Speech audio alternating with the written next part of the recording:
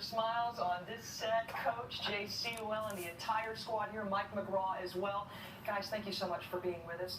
Jay, how are you going to celebrate this? These kids aren't even old enough to have beers yet. How do you guys celebrate this victory? We're going to go get a milkshake. That's what we do when we win They're the day. laughing at me right now. Some of these guys might be old enough for... Well, I'm supposed to not know. Is that right? It's not spoken. No, we'll get a milkshake. We do that every time we win a day. And I guess we won the day today, and so we'll head up to Freddy's right up the road and get us an ice cream and a milkshake. 3 years ago, did you see this kind of dynasty performance coming? Well, we were so heartbroken at Riviera, and we just saw the clip there, and it still hurts. Texas was a great team, and what a great match. And you never know if you'll ever get there. And so you just go back to work. We were very thankful that we had a core base, and they came back with a mindset, let's do that again. And we took care of bounce back. I think you said it. I think it was great. Bounce back here in 2013. And then this year's been a lot more. It's a lot different. You know, we felt that target, and by the end of the year, it kind of weighed on us. And about a small tournament in Nashville, Mason Rudolph, on the back nine of the second round, it kind of clicked, and we came back to Crimson Tide again. I know one team that's loving this shift to match play in 2009, and that's the Crimson Tide. You know, in that seat that you're sitting in right there, Trey Mullinax, Buddy Alexander, who's been great with us all week long, the coaching legend, predicted that we might have a hole-in-one today on number 2. He thought the whole location was accessible. And sure enough, first match out, the senior Bobby Wyatt, who is right here to my left. What was the club, Bobby? You knocked it right in the hole. Yeah, it was just 52 degree. I actually did not land it at all where I wanted to. It was about stayed up on the top shelf for me, and unfortunately it came back down the slope and went in. A little 52 degree. Now, is that the highlight of your entire college career right there? It was certainly one of them. It was a lot of fun, but at the time it was pretty intense. So that early in the match, I tried not to focus on it, and I think the 17th green tray was a lot more memorable. You know what I respected the most about you guys out there was the fist bumping that you were doing, not with each other, but with the Cowboys. You could see the camaraderie between the two teams, the respect that you have for each other. It must have been very hard for you to watch what happened to Taylor Gooch on the 16th hole. What were you thinking? It was, no doubt. I've been good friends with Taylor for a long, long time. He actually beat me in a tournament when we were 8 years old. So I've been playing with him forever. You haven't forgotten that. Yeah, but to have that happen that way was really unfortunate. It's certainly not the way I would have wanted it to happen. And he's a great kid, super classy, just an awesome guy, just great representative of their whole program. The whole program's like that. And, you know, it's definitely unfortunate, but I'll take the win. We know it's going to be a long night for Taylor Gooch. It's a tough way to end your senior year. Trey, it's going to be the other end of the spectrum for you. You made a putt that every team leader dreams of. Take us back to that moment on 17. We had a good approach in there. Me and Coach Cyril were mostly just worried about speed, much less the putt going in. We were just trying to lag it down there, and for it to go in was something special. We were just trying to, find a spot on the green to roll the putt over and just give it a chance, and we did. Corey, you guys have been through a lot together, the three of you. You know, I know that you're not all exactly the same age. We had a redshirt situation that actually put all of you in the same room. I mean, your buddies, your teammates, your roommates. What's it going to be like to break up the band? Or does this continue into your professional years? I know, Cameron Tringali and Ricky Fowler still share a house, and, maybe you guys stick together for a little while. What happens for you? The time we spent together, living together 4 years, is a bond that'll never be broken. Bob and I are going to Seattle, and so we'll be getting to see a lot of each other going forward. Trey will be in Birmingham, but maybe we can persuade him to move over.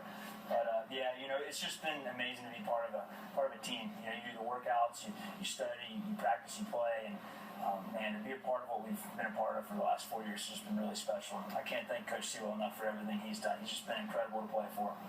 Coach, I can see it in your eyes, man. I can see it. Yeah, you're I know. I'm hanging. Right. I'm all right. Okay? I'm gonna try. Yeah, I cried 3 times before we played today. That's not what you're supposed to do. They changed my life. You work really hard at what you do, and you just want to make people better. You don't know. This is great, and this will go in our beautiful Jerry Pate Center, and sit right beside his brother, and which is great. But that's not what's great. Who they are and what they've done. I watched Bobby Wyatt play since he was 11 years old. Corey, since he won the U.S. Junior at 15, and Trey was at our golf camp. I watched Robbie Shelton at 13, and Tom Loveladies at camper 2, and so I've got more than 10 years worth. It's a sad day for me personally, because I have my time of 24-hour everyday journey with them is over. And tomorrow, or maybe in 5 minutes, their new journey starts, these three seniors, and it's going to be glorious, and they're going to do so great, and I'm so proud of them. I'm like a dad. It's time for me to let them go, and it's time for them to fly and do other things, but our time at Alabama has been so special, and this trophy will always remind me of it, but I got much more memories in here, and that's what makes it special. You're like the dad, and Mike, what are you, the uncle, or? He's the granddad. For me, but we can't tell it on the air. I cannot imagine what you must be feeling right now. You recruited the entire Oklahoma State Cowboy team, and you were very proud. I know you've been talking about this with us so graciously all week. You're so proud of what they have done. You were released from that program last year. And I don't want to, I'm sure it was against your wishes. You guys won a title together in 2006. What are you feeling at this moment? Is it bittersweet? Is it pure elation? What's going through your I would mind? say bittersweet, except the Cowboys had a fantastic season. I mean, they got so much better as the year went on. So I'm really proud of what they did. That was a fantastic accomplishment. But I'm even more excited right now for these guys here sitting beside me. They did something for me. They gave me a lot of respect from day one, and I hadn't even earned it. So they made it a lot easier for me to have a transition. And JC will probably save my career, because it did. Very nice. And I know there are a number of coaching jobs that Mike are open right now. You don't want to think about that right now. I know you want to revel in this moment. We're getting a lot of tears on the set right now. Mike McGraw, J.C. Well and company here.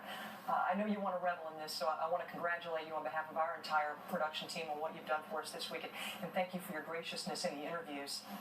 How do we divide this trophy up, guys? How do you do this? This is a nice big trophy. Who gets to keep it? Do you trade it off? What happens? They got little small ones for their help. They're little ones, but this tall. This one goes to the University of Alabama, and that's where it belongs. They give us all the resources to do it. I'll hold it for about 3 days till I'll put it in my house. Might put it in my bedroom. 25 national titles now go to the University of Alabama. 15 in football, 2 in men's golf now, and we have one on the women's side as well. You guys are building a dynasty. I need you to come together for me. Oh, tight. Tight in your voice, and I want you to give me a really good old-fashioned roll tide. You ready? Do that? You ready to do it? You ready? 1, 2, 3. Roll Tide! That's right, baby. You guys know the fight song? No. But Roll Tide was the fight. Come on, where's the fight song? Roll Tide. It's infectious. We cannot thank you enough for your time. Guys, congratulations, especially to the 3 seniors. And I want to give a special shout to Robbie Shelton. Congrats on your Phil Mickelson Award as National Freshman of the Year. What a way to close out your match today. 9 birdies in his last 13 holes, including the last 3 to win 1-up. This is your 2014 Division I Men's National Golf Championship team. Roll Tide. Roll Tide. Okay. Roll Tide. We'll be back with more. Golf Central continues live from Prairie Dunes. Your national champions kind enough to be with us right here on the set. And this was the moment right here. Trey Mullinax getting it done for his Crimson Tide. Golf Central is back after this.